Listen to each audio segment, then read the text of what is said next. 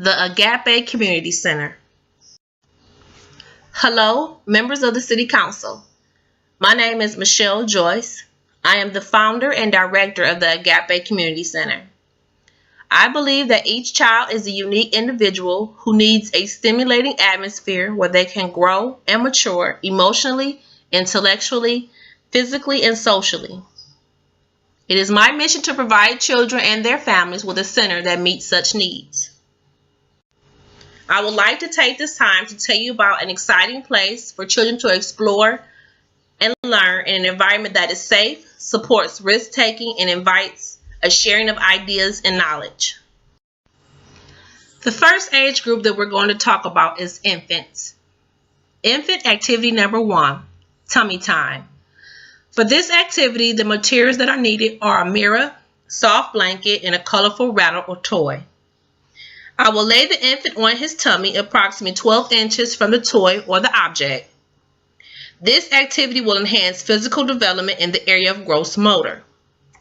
The goal here is for the infant to make body movements that will encourage him to reach out and grab the rattle or the toy. The infant will build strength in his head movements, arms, legs, and trunk. The second infant activity is called hide and seek. For this activity, the materials that are needed are a soft blanket and a colorful squeeze toy or ball. I will sit the infant in front of the infant toy for him to explore for approximately 3 minutes. I will then hide the toy under the blanket and say to the infant, "Where did the toy go?" This will encourage him to look for the toy. This activity will enhance cognitive development and early problem-solving skills. The infant will use their thought process to explore their environment. This activity will also support Jean Piaget's theory of object permanence. The second age group that we will discuss is called toddlers. Toddler activity number 1. Storybook reading of the book From Head to Toe by Eric Carle.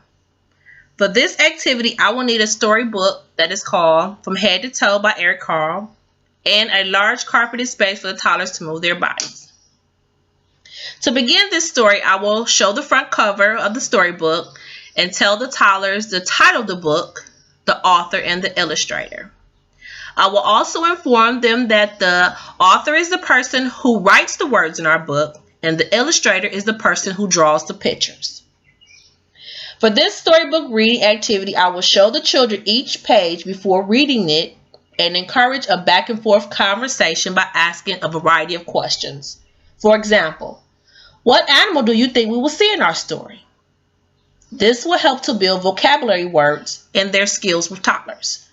As I read the story, I will mimic movements created by the animals and then give them the opportunity to show me what they can do.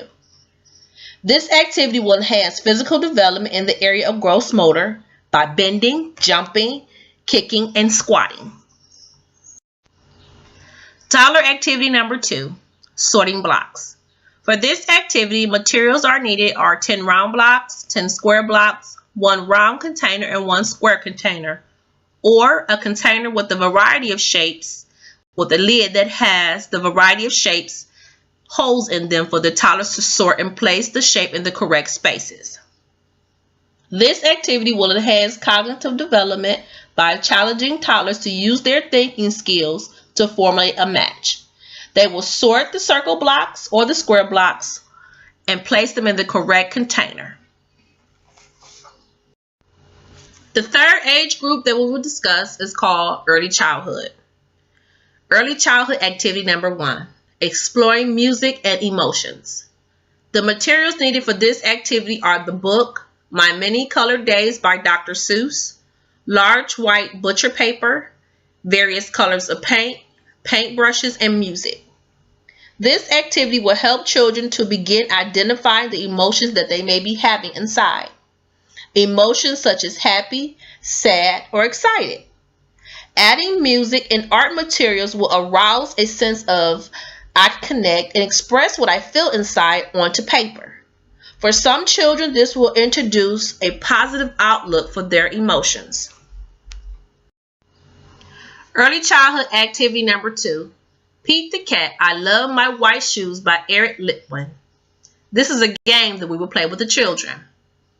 The materials needed for this activity is the storybook Pete the Cat, I Love My White Shoes, a chart with different color shoes on each line, and a variety of colored objects on picture cards. The purpose of this activity is to enhance cognitive development in the area of symbolic thought. I will read the story with the children and then engage in an activity that will reinforce learning colors by using objects. Age group number 4, middle-late childhood. Middle-late childhood activity number 1, playing a game of baseball. The materials needed for this activity is a baseball bat, a catcher's mitten, bases, and a large outdoor area for running. This activity will enhance physical development in the area of gross motor, throwing, running, and catching. I believe that this activity is great for this group because it will help children learn to work together as well as teaching them strategies for resolving conflict resolution. Middle-late childhood activity number 2, jigsaw puzzles. For this activity, we will need a variety of interesting jigsaw puzzles and a table or floor space for the children to complete the puzzle. This activity will enhance physical development in the area of fine motor by using their wrists and fingers together to complete the task.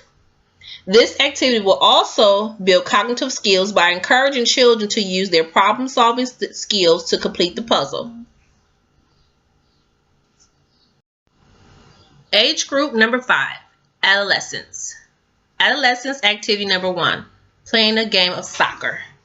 The materials needed for this activity are a soccer ball, goal net, and a large outdoor space for running. This activity will build skills in the area of physical development also. Running, kicking, jogging, and balancing. It will also help children to learn to work together as a team. Adolescent activity number 2, family game night.